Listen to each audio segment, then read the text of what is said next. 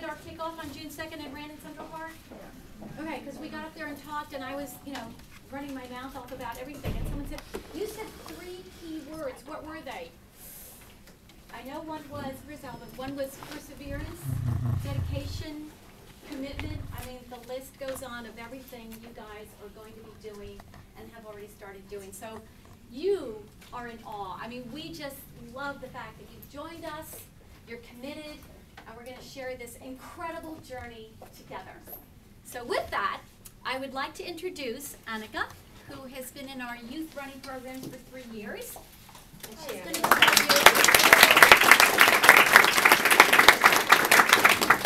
This is so long. I forgot how to pronounce my name. I Frenchicized you. No, it's okay. I've gotten so many different versions of my name. It's like Anike, Anaka, it's not. So I'm just going to start. Hi, TFK. My name is Anique Wong, and I am a New York Road Runners ambassador. I am a freshman at Stuyvesant High School and a 3-season runner for the Stuyvesant Grey Ducks. This will be my 3rd year as an ambassador, and I love my job. It is so much fun to meet new people, be given amazing opportunities, and enjoy the sport in the company of other fellow runners. Let's rewind to where my running journey started. I started running in 7th grade at a middle school called Nest. The first event that I was part of, affiliated with Young Runners, was the Gridiron, which is an annual 4-mile race. It was long, hard, and nowhere near close to 26 point whatever miles you're going to be running to. But that was only the beginning. My coach signed me up for a New York Road Runners speaking workshop, where I learned how to mingle, enunciate my words, am I doing it right now? And more about myself. With these skills in hand, I was able to go on to experience once-in-a-lifetime things. Meeting Mev, Ryan Hall, Sarah Hall, and holding the finish line tape for the half marathon, which is some of the things I was able to do. But it ended middle school on a fairly bad note. I had torn my meniscus on my left knee. This basically meant minimal walking, no stairs, no jumping, and certainly no running. It was annoying not being able to move, but the less I moved, the faster it would heal. That was March of 2011. Let's fast forward to the present. I've survived cross-country and indoor season. Outdoor just finished, and freshman year is almost done. I survived Athlete of the Month initiations, getting pied, and getting chased around a 10th-floor building by 8-foot quarterbacks. And I've survived shin splints, falling on the track, smelly porta potties, and spiking myself. I've survived the crappy plastic medals that we get for placing, and the long events that PSAL officials always delay. And there's still 3 more years to go. Running in high school is so much different from running in middle school. I've learned so many different things about running and about myself. Yes, I've always stuck to my running schedule, but running for the Grey Ducks is taking committed to a whole different level. We have practice every single day, and depending on what season, Tuesdays and Thursdays, we go to either Central Park, the Armory, or Van Cortlandt Park. This is why when someone asks me why I love to run, I don't even need to think about the answer. Running is my life. I love it because when I finish the run or race, I feel this rush of adrenaline and the feeling of accomplishment. I love it because I did it, and I did it for myself. I love it because it gives me something to strive for, and because of all the beautiful things I've been able to accomplish with it. I love it because the simple act of breathing and moving one's arms and legs can bring people together all around the world. There's no language needed for running. All you need to know is what stop, I can't breathe, and cramps, I need water, looks like. Now, let's talk about you. We are all gathered here today at this clinic to talk about the marathon. In other words, we are runners. We care, and we care about running. I don't know why anyone in the room runs, and it's okay. It might be to get fit, to lose weight, or to have fun. What matters is that everyone cared enough to show up at this clinic, to learn and to listen. It shows that you are serious and that you want to make a difference. You want to help kids have the opportunity to run and have the opportunity to dream big and even better, achieve those goals. And that's what Team for Kids is really all about. So on behalf of all the young runners and I, we thank you. We thank the coaches, the runners, the members, staff of TFK, and anybody that made this event or any other event that New York Runners hold possible. We truly appreciate all that you guys have and will continue to do. Thousands of kids don't have gyms in their schools or gym teachers, so what New York Roadrunner does with its running programs makes such a difference. So thank you all and good luck when the marathon comes around.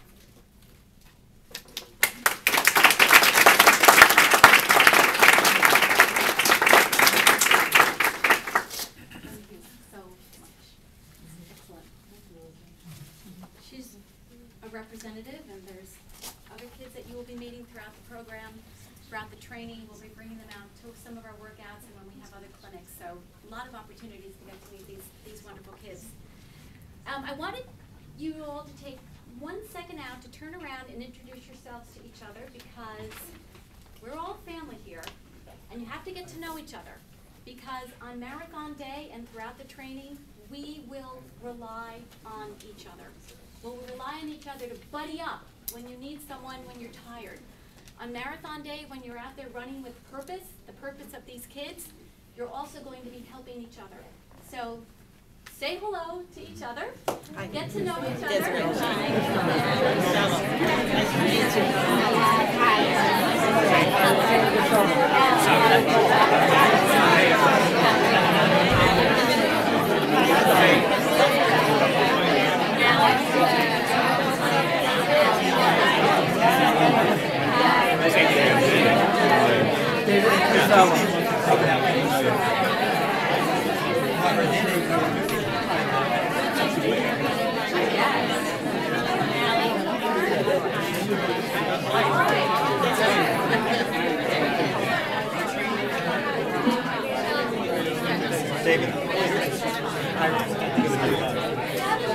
to support your training. So you don't need to add 4 bagels to your normal diet just because you're running a marathon. You've got plenty of time, you're gonna be fine. But you wanna include all food groups. And if you have any questions about it, the best thing, and I encourage everybody here to do it no matter what, even if you think you've got it all down pat, which you're gonna write a 10 anyway. I can tell. Write down everything you eat for at least 3 days. All your food, all your drinks, and your training, and then start to see if you can come up with things that maybe you already knew, like, I feel like terrible at 3 o'clock every day. Or, you know what, I thought I was eating after my run, but really I'm not. Or, I didn't think I ordered takeout for dinner, but 3 days in a row it's happened. You know what, it probably happens every day. What am I going to do then? I need healthier places. So you can go through, look at those things, find out a few areas that are things that you might be able to change realistically, easily, and work on those, and then build on a couple more things. Maybe it's, I don't need any fruit. I should do that. That's good for muscle recovery. Or I don't need any fats because, I don't know, in 1980 something, I was on a low-fat diet and I got stuck there, right? So we want to make sure you work on those things. You have plenty of time between now and the marathon that if you kind of pick, like the Happiness Project, you pick one thing a month, but you pick like one nutrition thing a month, and you go through, you'll really feel much better, your training will be better, and you can enjoy this whole experience that you guys can learn. So that's it. You can ask questions at the end, but good luck. Thank you.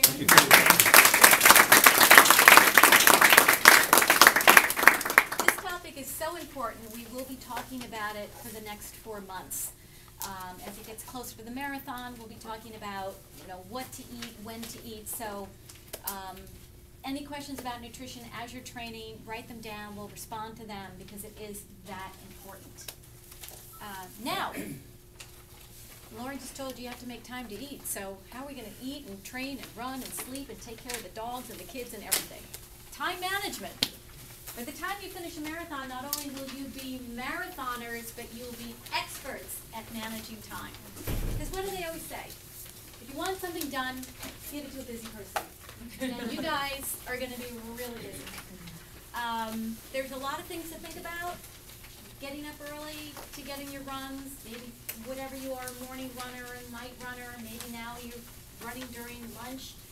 Between getting in your training plans, working full-time, part-time, whatever your job is, commitments with family, friends, there's a lot to think about. What we don't want to do is have a lot of frustrated, burnt-out, angry marathoners. We want people who make this a part of their journey and have a good time doing it and manage their time as well. So we've talked about a couple of tips, but I want this to be really interactive because I'm sure some of you have already come up with really great tips. Remember last year when we had this clinic, a young woman was saying that she had to switch running at night to morning. She was not a morning person, and she was having a really difficult time even responding to the alarm. She kept hitting the snooze button. So we opened up the dialogue, and someone suggested you set another clock on the other side of the room, which forced her to actually get out of bed to turn it off. So, problem solved.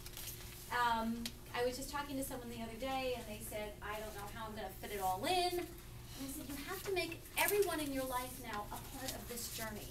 You don't have to forego your friends on a Friday night if they're all going out somewhere you can't go because you have to get up and work the next morning. Make them a part of your journey.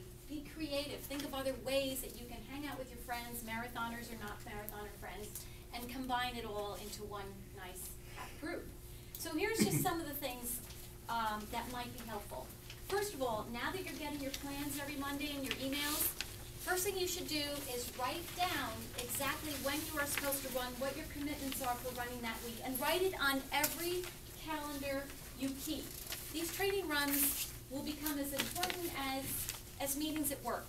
So make them that important in your mind. They're not just, oh, I have to go out to run today. This is a huge commitment. Running is a big part of your life now, so make sure on every calendar, especially if you have kids, make sure everyone in your family, in your life, knows what your running calendar is like, so that Saturday morning, when you get up to run, someone says, oh, wait a minute, you were supposed to walk the dog, walk the kids, go here, go there. Everyone now knows what your schedule is. Write it down everywhere, and treat your runs as a priority, because no one else will. Only you will. Everyone else is going to try to talk you out of doing that run. So write it down. Here's another one, timing your runs. If you were, a late night runner, an early morning runner, and now more things are happening and you have to fit it in, whenever you have to fit it in, if it is getting up at 5 o'clock in the morning, you will adjust, as horrible as that sounds. You will adjust, and I was doing some research to say how long it takes to adjust time frames. You will adjust. If it's possible to run at lunch, if you can fit that in somehow, no reason why you can't run at lunch. It's a great time to run.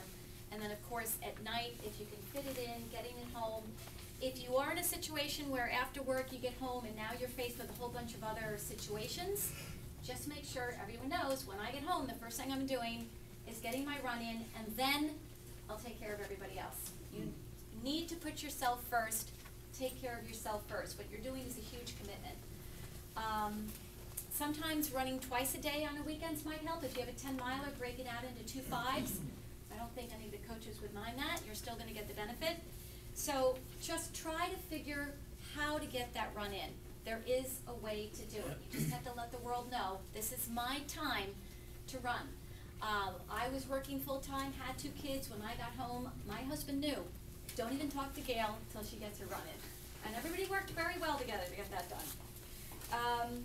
Make every step count. And this goes along with, now that you're a marathoner and you're trying to stay in shape and you're trying to get all the practice in, walk everywhere.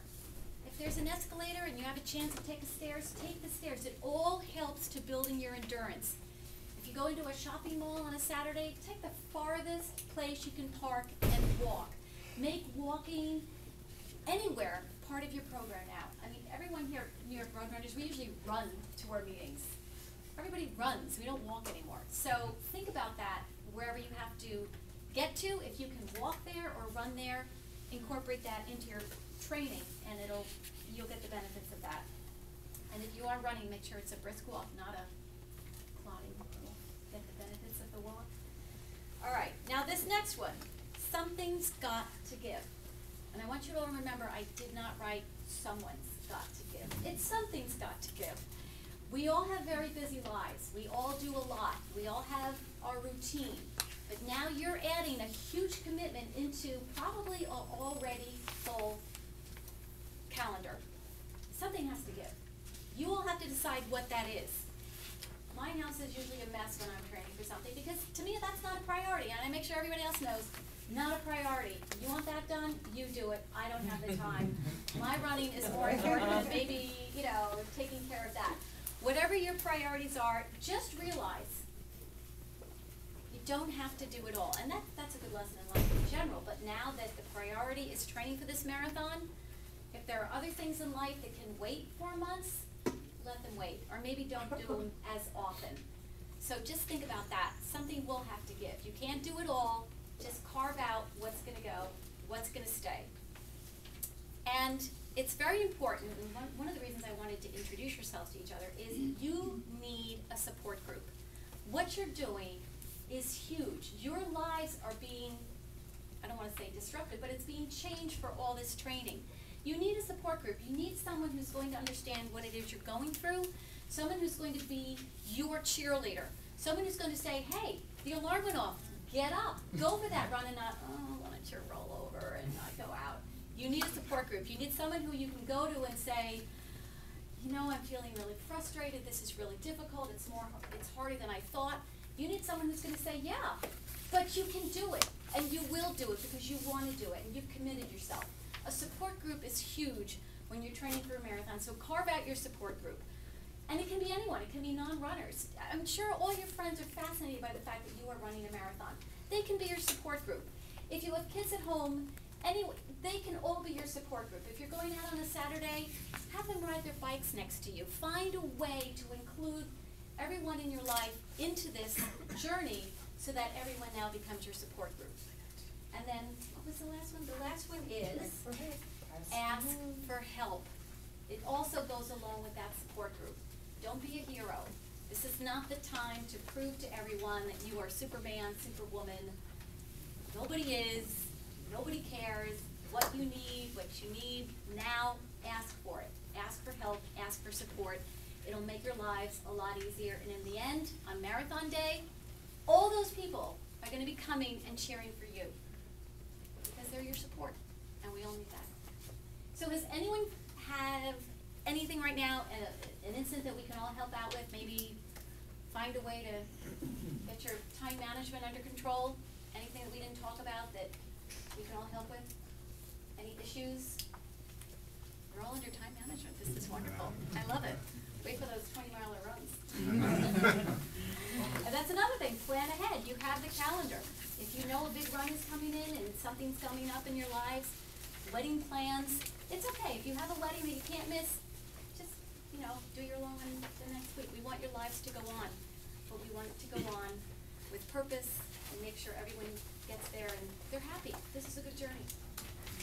So no questions about time management. Wow, that's wonderful. Well, I better stay on time. Thank you. All right. Now, next, also very, very important part about running a marathon is gear. Everything from your shoes up to your visor, your cap, your sunblock. It's key. And we, in our training plan, we're going through a lot of different seasons. So what you wear now, in a couple of months you'll be trading off for another set of clothes, and then you'll be trading off for another set of clothes. And again, like nutrition, this is all experimental. The shorts and the tops you're wearing now for 3 to 5 miles may feel comfortable, but they might not feel comfortable 10 to 15 to longer miles because of different things in the fabric. So to tell us all how to dress properly and what to wear, we have the wonderful Kara from Urban Athletics. She's been our partner for a long time. She's great. Maybe some of you have already gone to their stores and tried on their shoes or whatever, but she knows it all. So I'm going to turn you over to Kara, and she's going to tell you how to dress and look sharp. Yeah. Hi. We all need dry fit t-shirts, right now? Okay, so we'll start with shoes, and we actually will talk about dry fit t-shirts and what to do when you're perspiring like you are now. But starting with footwear analysis. So how do you buy a pair of shoes? Where do you start? And from the perspective of someone who works with people on getting the right fit for their shoes, the way it should start is with getting the proper fit. And whoever's selling you the pair of shoes should be asking you a number of questions. They should be finding out from you, how many miles a week are you running? What are you training for? Do you have a history of injuries? Have you ever worn a shoe that you really enjoyed running in? Have you ever worn a shoe that you've had a big problem in? What are those shoes? So come prepared with a little bit of information about what your experience has been with running and footwear so far. And somebody who's doing a good job is going to use all of that information along with, what does your foot look like? Do you have a high arch? Do you have hammer toes? Do you have bunions? Do you have bunionettes? And they'll look at all of those features of your foot before they make a recommendation. And this is really important to know because right now there's really good technology in watching people run in gait analysis in a lot of stores. Some are running specialty, some are not so running specialty. And there are people who put you on a treadmill and watch you run, and maybe they video it and maybe they don't. And from that information alone, they'll make a footwear recommendation. And that is not, in and of itself, the only thing that needs to be known about your gait before you get a pair of shoes. So everything that I've talked about before, your body frame, are you you have a large body frame, you have a very petite body frame, all of that will come into play. So that's something you want somebody to be asking you about. And if they're not, then go through the process and ask those questions yourself. Does it matter that I'm particularly light or large framed, et cetera? So you can ask those questions if that other person is not asking you.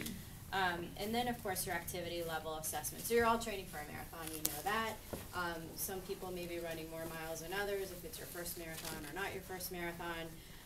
That's all good for a person to know. And a shoe rotation is something to consider.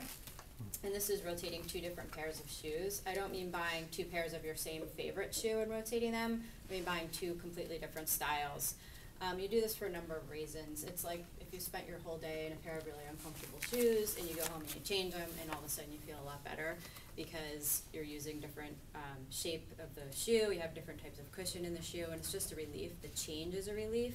So if you think of that in terms of your training, that can be advantageous. It's not a requirement. It may not be an investment you are prepared to make at this time, but if you can and you find out through the miles of your training that one shoe feels better when you're doing your workouts and another feels better when you're doing your long runs, that can go a long way in just helping your body recover and to feel better. If you're doing some faster running or speed type of sessions, a lighter shoe might be better for that because it'll enable you to turn your feet more easily because your shoes are lighter. And the shoes actually last longer, but one of the biggest advantages of this is that you'll have a way to experiment with different types of shoes over the course of your training. So what you don't want to do is you don't want to end up the week before the marathon and be like, you know what, my big toe has hurt from the very beginning and I don't have a pair of shoes and the marathon is next week, what do I do? And believe it or not, I actually have encountered this conversation more times than I think is appropriate. So it happens all the time. You just get in your groove, you get busy, you're juggling your family, your kids, your job, and you're running, and you think that training for a marathon is painful and it should hurt your feet. And yeah, it's kind of rigorous and it's going to be a little bit more rough on your feet than maybe you've experienced before, but it shouldn't be painful all the time. And you shouldn't have a sore big toe the whole time. And if you're having a problem, you should definitely buy your shoes at a place that will exchange them for you if you have a problem within a reasonable amount of time. So that's another question that you can ask in terms of footwear. Moving on, you don't want to pick based on color, appearance, yawn, right? Like everybody knows that. You shouldn't do that, but it's another conversation that I have on a regular basis. It's very tempting when you see all the pretty colors to want to try to get the color that you prefer over the shoe that you prefer the feel of. You want to replace your shoes every 350 to 400 miles, so using the training log is a great way to keep track of your shoes, especially if you're rotating. And definitely do this again so that you're getting experience with different shoes over miles. You're more likely to become injured by not replacing your shoes when you're running more miles per week. So what I mean by that is if you were a recreational runner before and maybe you ran 5 or 10 miles a week and now you're running 20 or 30, you're going to feel things more than you did before. Maybe you could overwear a pair of shoes when you're running 5 or 10 miles a week, but when you're running 20 or 30, you cannot overwear a pair of shoes. It becomes more important to replace them more frequently. And they still look really good, and it probably isn't something that most people want to do, but you definitely should. You could keep the shoes and use them for something else or run in them later, but don't continue in training past the 400 miles. And how do you know when to replace your last pair of shoes before your marathon? Usually we recommend get them before your final long run. Don't get a new style of shoe by this point in your training. You should know what shoe you're going to run your marathon in. You should have run in that shoe for some time before in your training, at least have done a few long runs in them. Get that same shoe, get a fresh pair before your last long run, and you do that to make sure there's not a weird stitch in the tongue or something that's wrong with the insole. And that you've got a little bit of wear on the shoes before you break them in just a teeny bit before you go out and do your race. You want to wear as light a shoe as you can for your mechanics, your body type, and what feels comfortable. And I'm going to go back to what feels good on your foot. I mean, definitely get the right shoe for your mechanics. We're going to talk quickly about that next. But you should feel really good when you put it on. It should be something that if you had to go spend your day walking around I don't know, a mall or a craft fair or something that you would say, this shoe feels great, I'm gonna wear these shoes. It should feel that comfortable to you.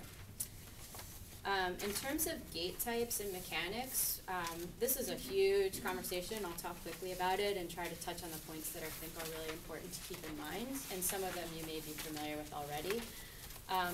But what we're talking about is the way your body distributes weight over your feet as you move through the gait cycle. So that's your gait. And what we're really looking at in terms of just running shoe footwear really is the pronation, or the amount of that your foot rotates in, rotates out, the degree to which your ankle will roll in or out.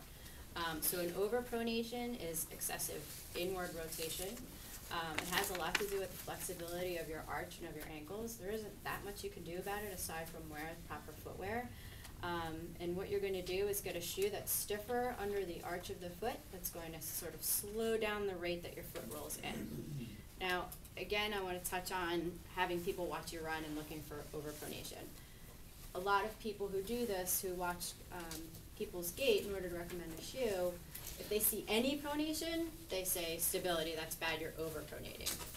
Pronation, when it's not excessive, is a good thing. It's the way your body attenuates shock. So what should happen if my hand were your foot, is when you put weight on your arch, it should give a little bit, like shock absorbers in a car. So it's meant to give a little. Your arch should be sort of flexible, and it will roll in just a little bit in order to absorb the shock. So if you're rolling in just, it's like a 6 to 10% degree of rotation, that's normal. It doesn't matter, you don't need to know that, but just be aware of the fact that not all pronation is bad pronation. And categories to address overpronation are stability, motion control. Every brand makes shoes for all the different types of gaits. So it's not a brand thing. So if your friend says, buy Asics, Asics are the best. Yeah, Asics are really good, but there's many styles of Asics, and you want to get the one that's appropriate for your gait and also feels really good to you. Insoles and orthotics in conjunctions with your footwear. So if you were fit for an orthotic before, bring them with you when you buy your shoes. Many times orthotics are not made in consideration with stability footwear in mind. So if the footwear is meant to control your pronation and the orthotic is also meant to control your pronation, when you put them together, it often overcorrects and causes a host of other issues. So it's just something to keep in mind if you're in the process of getting orthotics, or if you've been wearing them for 10 years, it's going to affect the footwear that you choose. It's also going to change the fit of the shoe a lot, so definitely try on your shoes with any orthotics or insoles that you plan to wear later. An underpronator is someone whose foot does not attenuate shock at all. So their arch is so rigid that it doesn't give, like we were talking about the shock absorber. It's so stiff that it doesn't bend at all, and so it's like running on a rock for that person, for that foot. It does not attenuate any shock. So if you have a rigid, it's not only a high arch, it's a rigid arch, you want to make sure you're getting a really cushiony, soft shoe to absorb the shock, because your body isn't doing it for you. A lot of times people do this solely on the height of the arch. They make a decision solely based on the height of the arch, and it's really about flexibility. So someone can have a super high cavernous arch, but still overpronate because that arch is very, very flexible, and when the person puts weight on their foot, it rolls in excessively. So it's not only arch is a consideration. And then a normal neutral pronator is somebody who is right in the middle, is pronating just a little bit, but it's not causing any problems, if it's doing what it should. And you really have a choice. You can wear a stability shoe or a neutral shoe. Everyone's body responds differently. And I will say this, it's not an exact science. So as much as people want to walk into a store, have their gait videoed, watch it back, this is the right shoe for you, it just simply doesn't work that way. It takes some running experience and all these other factors when you're choosing your shoe. So some things to keep in mind. What's new and noteworthy, we'll just talk about a couple quick things. Women's specific designs aren't particularly new, but they are noteworthy, and that is, they used to make men's and women's shoes the same, only women's shoes were smaller. So they built them on the same last, which is sort of the mold that the shoe was built on, if you will, or the pattern. Women's specific designs take into consideration the fact that women may have a wider Q angle, which is their hips are a little bit wider than men's, so the angle of the femur as it meets the knee is a little sharper, and so that affects the way that you run, and women-specific designs address that, and it actually helps alleviate a lot of knee problems that women may have specifically. And I've listed a couple of examples of shoes that make women-specific designs. And then lighter weight shoes, of course, are a huge, huge trend right now, and there's some real excessive options out there, barefoot running in shoes that are close to running barefoot. Without getting too much into this, what's light for me may not be the same as what's light for a 6'4" man who weighs 230 pounds. His light shoe is different than my light shoe. So the lightest that's out there, if you're looking for something that's light, again, it has to take into consideration all the factors that we discussed. Your gait, your frame, any problems you've had in the past, etc. And always look to rotate if you want to bring in a lighter weight shoe. I wouldn't necessarily go and do something drastic and change when you're training for a marathon. I would always sort of take baby steps towards change. If you're thinking lighter, go an ounce or two lighter and an ounce or two lighter the next time rather than going to something drastic. And then finally, apparel. Lots of options out there in apparel. Again, I think that at this point most people have heard or are familiar with the fact that running in cotton isn't the greatest idea. It's incredibly comfortable, and I have my favorite race t-shirts that I love to throw on for a quick, easy run. But the reality is that they do not breathe, they do not let moisture and heat out. So they're going to trap it in close to your body. When your skin can't breathe, it's going to perspire more. If you perspire more, then hydration becomes a bigger issue. So you want to give yourself every advantage. And you can buy a great technical t-shirt for $20 or $30. You don't have to go out and buy the $50 technical t-shirt. There are some distinct differences in fabrics, so a $50 t-shirt, believe it or not, does perform better than a $30 one. You may not need that. You know, you can make that decision for yourself. You can kind of play around with it. And this is where you get to buy the color that you like, because most technical garments come in huge different colors and different fits, and it's really fun. You can look for things like reflectivity could be important to you, visibility, pockets. Definitely reach for as many pockets as you can find. Tops that have back pockets that hold goos are really important to play around with on your marathon long runs that you can wear on marathon day. So you just want to get as much experience with wearing different things so that you're not buying something new the day before the marathon because you're not sure what the temperature is going to be, so you're going to buy a brand new shirt. So you should have had time to run a couple of long runs and whatever it is you're going to wear on marathon day. And I know you have a uniform top, so socks even, don't go out and buy a new pair of socks. Don't go out and get a pedicure and have your calluses removed. Don't do anything crazy different right before your marathon. And I will make a note about compression garments because this is something where technology has really come a long way. And it's something that's proven, and I've had really tremendous feedback and also great personal experience with compression garments. So they're not only tight, like when a lot of people think compression, they think of like Under Armour shorts that are just fitted and tight. This is scientific grade compression, and it got its basis from the hospital stockings they put on people when they're having surgery in order to improve circulation so that blood doesn't sit in the legs. So someone really brilliant thought, hey, people are running or they're doing endurance sports, you're standing up, you're vertical, so blood is going to pool in your calves, in your feet, in your legs, and it's better off if it's circulating through your body, so you're delivering oxygen to your muscles and you don't get tired calves, etc. So the compression garment literally squeezes the blood and the lactic